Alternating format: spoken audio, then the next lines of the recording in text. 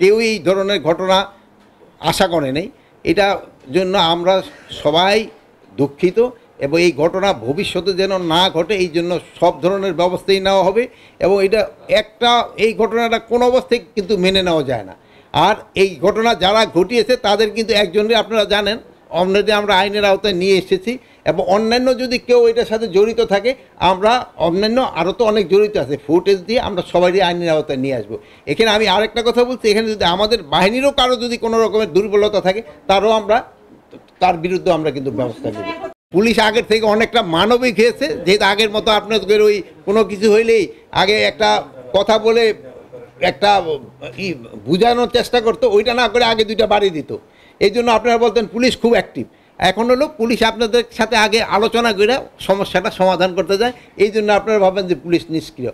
আগের পুলিশের সক্ষমতা আমি বলবো আগের থেকে অনেক বেড়েছে। আমি গতকালকে একটা ট্রেনিং ইনস্টিটিউট ভিজিট করে আসছি, আপনারা হয়তো জানেন টাঙ্গাইলে। আমি দেখি তাদের ট্রেনিং এবং অন্যান্য জিনিস এবং তাদের মনোবল আগের থেকে অনেক ভালো হয়েছে। গতকালকে ছিল কিন্তু আওয়ামী লীগের প্রতিষ্ঠা বার্ষিকী। আমরা যে ধরনের তাদের থেকে আশা করছিলাম অত বড় ধরনের কোনো ঘটনা ঘটে নাই। এরা ঢাকা শহরে ওরকম কোনো কিছু করতে পারে নাই, আর আশেপাশে ওরকম কিছু আজকাল তো ভিডিও ফুটেজের মাধ্যমে ছোটো জিনিস অনেক বড় করে দেখানো যায়, ওইগুলি হয়েছে। বড় কোনো কিছুই করতে পারে নাই, তারা আস্তে আস্তে কিন্তু একেবারে নিষ্ক্রিয় হয়ে যাচ্ছে। মব ভায়োলেন্স বন্ধ করা যাচ্ছে না, কিন্তু মব ভায়োলেন্স কমায় আনা হয়েছে অনেক, আগের থেকে অনেক কমছে।